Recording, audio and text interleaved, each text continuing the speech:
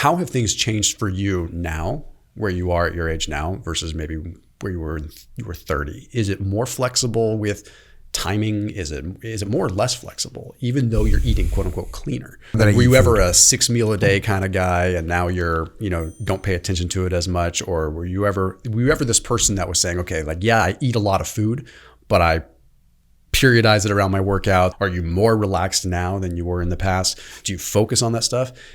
Yeah, I would say in the SEAL teams, you eat when you can. And so you get done with whatever evolution you're doing. Again, combat swimmer. This is, you're going to go into the team. You're going to prep your dive rigs. You're going to prepare for a dive. You're going to go out and do a 2 or 3 hour dive. You're burning a lot of calories. You're cold in the water. You're sitting in the water after you hit your target. Like it's a physically demanding evolution. You get back from that, you have a period of time to eat, and you're going to eat. And then you're going to go and do another one of those. Same thing, similar dive, 2 hours, 3 hours on bag, underwater, or 2 hours underwater, but 3-4 hours in the water. And if you get done with that, you're going to eat. And so you're eating pretty much when you can. That's the way I kind of, if you're asking me to reflect on when I ate in the SEAL teams, it was when I could. And that meant when you're not working, you're eating. So that's what I did. I would say now I eat. One thing that whenever I was in the field in the SEAL team, so I mean, to really get into some detail here, I was a radio man when I was a young enlisted SEAL, which meant I carried a radio in the field, which meant I had an extra 30 pounds of weight to carry and extra battery. So you're carrying a lot of weight. So when you go in the field for 4 days, what you really need is water. So I'm carrying a bunch of water. So now I've got gallons and gallons of water, my radio, my weapon, my ammunition, and I'm really heavy. So guess what I'm not bringing? Food. I'm just not bringing food. Well, let me rephrase that. I'm bringing a small amount of food. So an MRE meal, I would only bring the meal itself, just the actual meal, whatever it was, ham slice. I'd bring one of those a day. And then I would bring some trail mix. And that's what I would eat. That's what I'd eat for 3, 4, 5 days in the field. That's it. And so I'd like lose weight in the field, but I didn't like to really eat in the field, and I didn't want to carry that extra weight. So I just would suck it up. I also don't like to train with food in my stomach. So like some people that eat before they work out in the morning, I don't like to eat before I work out in the morning. And again, I'm not trying to tell anyone to do this. I don't know what your life is like. I don't know what works for you. You should do what feels good for you. I'm just telling you, ask me what I do. I'm going to tell you what I do. I'm not making any recommendations. I don't eat before I work out in the morning. I don't like to have food in my stomach when I'm working out because I feel like I'm going to puke, and I don't like that feeling. So I don't eat before I work out in the morning. I also don't take any pre-workout. I don't eat anything. I don't have any coffee. I have water in the morning. That's what I eat. Then I go work out. Occasionally I'll kick down a pre-workout if I'm just really, once every 2 months I'll have some pre-workout. But other than that, I'm just going in there and I'm going to work out. Then 10 o'clock in the morning, I'll start feeling a little bit hungry. I'll have usually some mixed nuts. I'll eat some mixed nuts, and that kind of tides me over for a while. And then I'll have a protein shake. I make protein shakes. I have my protein shakes. They taste awesome, and they're really gratifying to me to eat. So I feel great. I get done with that, and I have plenty of time to digest before I go train jiu-jitsu, which like 4 o'clock in the afternoon, I'm going to train jiu-jitsu. I don't want to have food in my stomach when I'm training jiu-jitsu. So I've already digested what I ate at 11 o'clock or maybe noon. And so I've digested my food. I go train, get done training, come home, and I'm going to eat. I'm going to eat a steak. I'm going to have another protein shake and a big salad. And that's kind of what I do. That's my eating pattern. And then I work a little bit more, hang out with my wife and kids, and then go to sleep. So there's my work. There's my pattern of eating. And as you can see, it's driven not by the optimum time to eat it's driven by my optimum time to eat that my food is digested when I'm doing strenuous things. Is if that makes sense. And same thing, like going on operations, like in Iraq, I would not eat I would barely eat anything before I'd go in the field. Now we're doing shorter operations. We're only going out for like 3-4 hours, or maybe we're going out for 24 hours, maybe 36 or 48 hours, but I'm not going to have a big meal because I don't want food in my gut when I'm out in the field. So, and that's why, I know you were mentioning fasting. And to me, I feel great when I fast. I feel super. And it doesn't really impact anything that I'm doing. I remember I was doing a 72-hour fast, and I was rolling with a guy that I roll with all the time in jiu-jitsu. And he was like, "Do you feel on today?" And I was like, "Oh, I'm going to tell you something when we're done." And so we got done training, and he's like, "Well, what did you want to tell me?" I said, "I'm on the tail end of a 72-hour fast right now, and I did squats this morning, heavy, and it just didn't impact, the roll." So that's kind of my eating pattern. I mostly eat so that I can have my food digested by the time I'm doing my next strenuous training activity. But first, I put a link down below for something that might help you out when it comes to fasting. It's a 30% off discount link for Thrive Market. So whenever you're shopping for food, it's really difficult to find things that have good quality ingredients. Thrive Market makes sure that anything they bring into their store passes a lot of tests. They turn away thousands of products and ingredients because they are sticklers about what they bring on their shelves. So that link down below gets you 30% off your entire first grocery order through Thrive Market and gets you a free gift when you use that link. So down below, underneath this video in the top line of the description. Which is probably the lamest answer you've ever heard. No, I think that's one of the most awesome answers I've ever heard, and especially because it resonates with my style, right? That's right on. I feel like fractally eating is the way to go, right? Like you say fractally? Like eating in a fractal fashion, like okay. Fractal eating, right? Yeah. I think Mark Sisson put it like that, which is great. It was just like, okay, we've got intermittent fasting, which I love, but at the end of the day, like intermittent fasting, you're kind of constrained to a schedule in some ways. Like fractal eating, you're eating when you need to eat. And sometimes it requires being in tune with your body enough to know when to eat. So yeah, a schedule gamifies it, and I get that. So I'm all for that. But at the same time, it's like just, okay, eating for when you can be digested and have optimal performance, maximal performance at that point, that's ideal. And I think probably years of conditioning yourself like that in the teams has probably translated into you, even at like a fat adaptation mitochondrial level, you are probably a lot better off than other people that have just been conditioned to just eat whenever something's in front of them, right? So it's kind of interesting. I mean, you look at that. It's one of the reasons that I work with the unit guys is they brought me in specifically to talk about being able to eat in constrained environments versus unconstrained environments. And my bottom line with them was, I told them this last time I was out there about a month ago at Bracco. I guess it's Liberty now. But anyway, that's what we talked about was, okay, well, fasting, going without food for a period of time, I want you to think of it as training with a weight vest on. You're training with a nutritional weight vest. Like you now have conditioned yourself so much that you are training in a depleted state. It does not impact you. There might be a situation where when you are fueled, maybe you get an extra little bit of performance out of it. Maybe you don't. But if you do, it's only a win, right? You've trained yourself to train and to operate in a depleted state. That is a nutritional weight vest. Then when you are fueled, it's like, hell yeah, it's a bonus. Great, I'm fueled. But you're not going to be in an issue when you are depleted or when you don't have fuel. And I think as we get older, the more that we can be adapted to not having fuel, the better we will be at muscle preservation. The better we'll be at retaining our lean mass because our bodies are adapted, being like, hey, we're not in panic mode. We're not hitting the panic button because you ran out of food. You entitled person that has had food 7 meals a day for the last 40, 50 years. Now, all of a sudden, guess what? You have 2 meals and you're not going to starve. Your body's going to be like, I know how to deal with this. So I am inclined to think that you having so many decades of doing that, psychologically, epigenetically, even mitochondrially, you're probably conditioned for that. But I mean, you're speaking my language. Like I can tell I get heated about and passionate about that. Like that's the kind of stuff I try to drill into. Like stop the food addiction. Stop it now, psychologically, physically. Like you can eat and eat a lot, but it doesn't really matter when.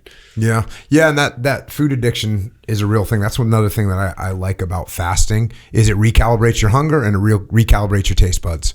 So if you fasted, water tastes delicious when you're fasting. It's awesome. Same thing when like going in the field. You go in the field and you're short on water. When you come out of the field, you're like, water is the most beautiful, luscious, precious thing in the world. I love water. And when you're fasting, water tastes really good because I drink water when I'm fasting. Water tastes really good. Food, when you get done with the fast, you're like, oh, this carrot is so good. It tastes delicious. Whereas if you're not fasting, the only thing that tastes good is a freaking Twinkie. You're like, the only thing I want is a Twinkie, right? So fasting recalibrates that. It also recalibrates your hunger. And this is something with, and please don't try this at home, but when it comes to breath holding, when you're holding your breath, when you're going through basic SEAL training, you realize that there's certain knocks you're going to get at the door. And you'll get one that's really quick, like, hey, you need to breathe. And you realize, oh, I don't need to listen to that one. That doesn't matter. And then you get another knock at the door. It's like, hey, you really should breathe right now. And you can ignore that one as well. And the third one is like, hey, you need to breathe. And that's the one you got to listen to. But what do they call it? Chicken necking, when you're like, that actually you don't need to listen to that. That's just a physiological response. Yeah, it's a CO2. And you can just ignore it. So the same thing will happen when you take away food. You realize, oh, I'm so hungry. You're not hungry. It's been 6 hours. Like, you're going to be fine. Like, I remember when my kids were cutting weight for wrestling, I haven't had anything since yesterday. And I'm like, you can live for 30 days with no food whatsoever. You're going to be fine for the next 8 hours. You're going to be fine.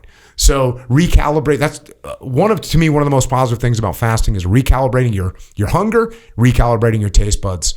Let's get those things to where they should be.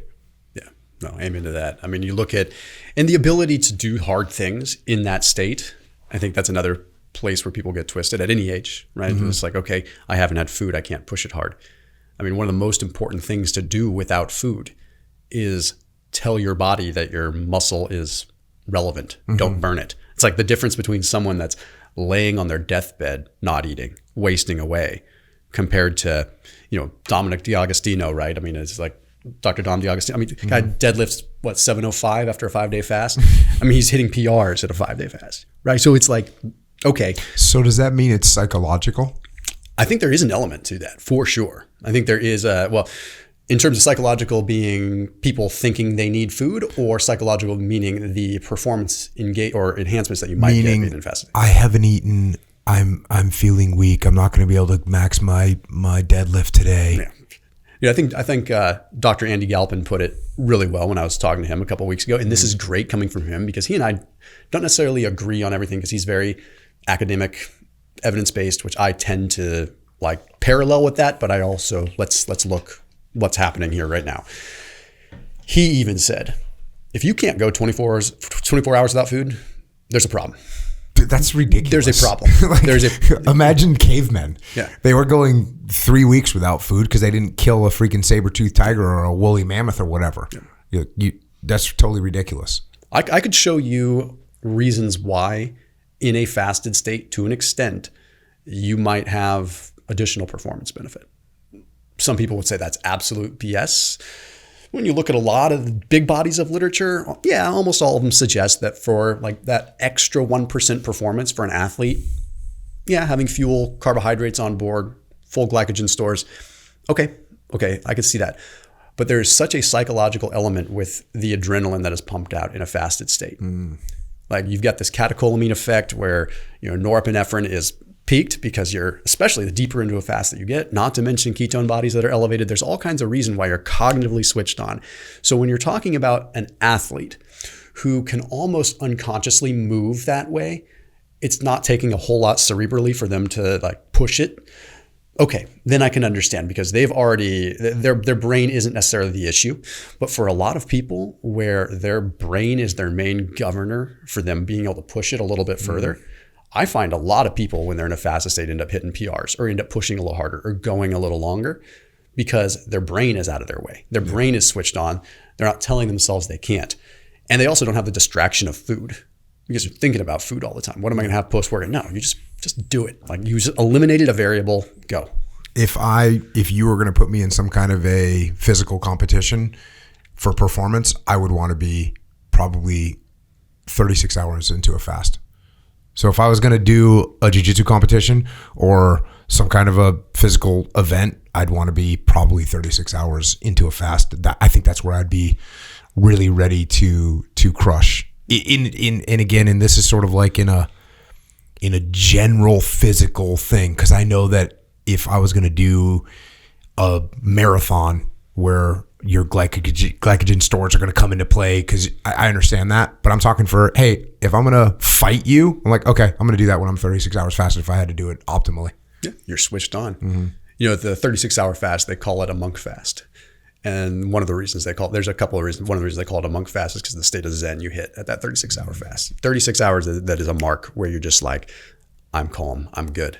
You know, after that, there is a little bit of a line of diminishing return. You do start to deplete, but I do think that someone that's conditioned can really rock that. But 36 hours is that is a sweet spot number for a lot of people. That's interesting that I called out that number. Yeah. Well, it's like you're producing enough ketones at that point. You're like you're just on.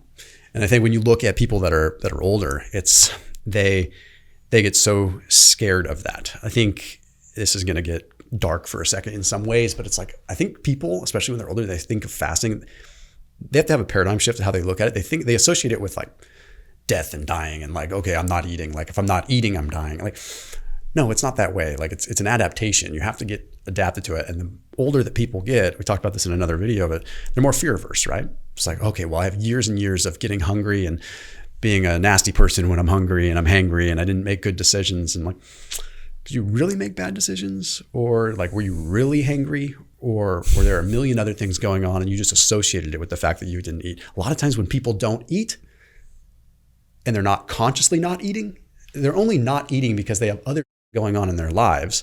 Maybe have you stopped to think that it's the other that was going on that was making you hangry? It wasn't the actual absence of food. It was the fact that you were out at the zoo with your family and your kids were being crazy and this and that. You didn't have time to eat. You didn't have to, and maybe that was actually bothering you, not the absence of the food. Yeah, that would make sense.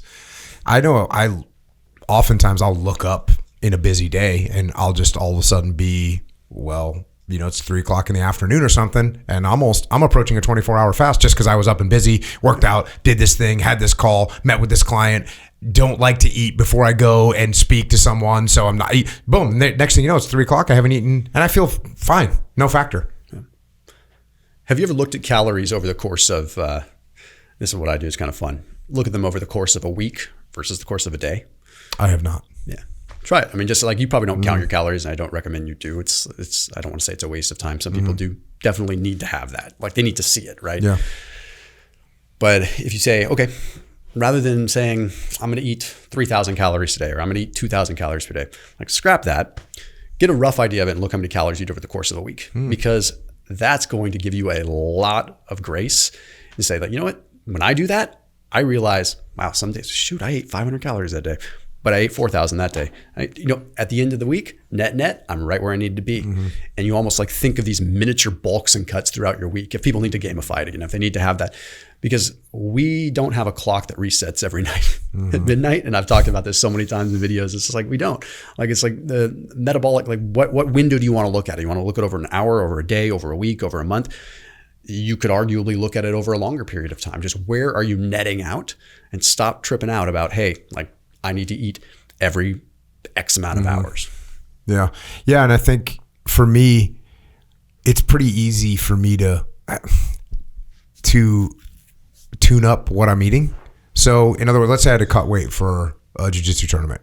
It's real easy for me to do that. And I don't have to count anything. Like I know how much I'm eating every day, like generally speaking.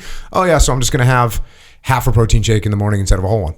Oh, and at night I'm going to have half a steak instead of a whole one, or 4 chicken thighs instead of 7. Like, it's not that hard for me to make those adjustments, and you see them almost immediately on the scale, right? It's like, oh, yep, there you go. And, oh yeah, I dropped a little bit more weight than I wanted to. I can easily tune it back up. So I think because I'm also super boring when it comes to eating. Like I'm not adventurous at all. When I grew up, we didn't eat a variety of food. It was like hamburger on a muffin for breakfast, on an English muffin for breakfast, hamburger on bread for lunch, hamburger on roll for dinner. dinner. Like my palate didn't develop very well. And so I eat the same stuff over and over again, super boring. So it's really easy for me to say, oh yeah, I'm normally eating this big of a steak. I'll eat half that or 3/4 of it. I'm normally eating, I'm normally having a Mulk protein shake or 2 of them for lunch. No, I'm going to have 1. And it's really easy for me to fine tune that because I'm very boring eater. I'm not like, well, I wonder how much is in this, some fancy food that I don't know the name of. Insert that fancy food here, but I don't know what it is. But what's a fancy food that someone eats sometimes? Give me an example. I don't know because I don't live in that world either. Escargot. Yeah. So so escargot or like, oh well, I haven't had one of these. There's other types of bread that they make their sandwich with, and what's like, I just don't have any of that stuff in my life. My refrigerator is boring. My cupboard is boring. It's all boring, which makes it very easy for me to tune because I know what it does to me. I know how it makes me feel. I know what it does to the scale if I have to cut weight for some reason. And it's just very simple because it's so boring.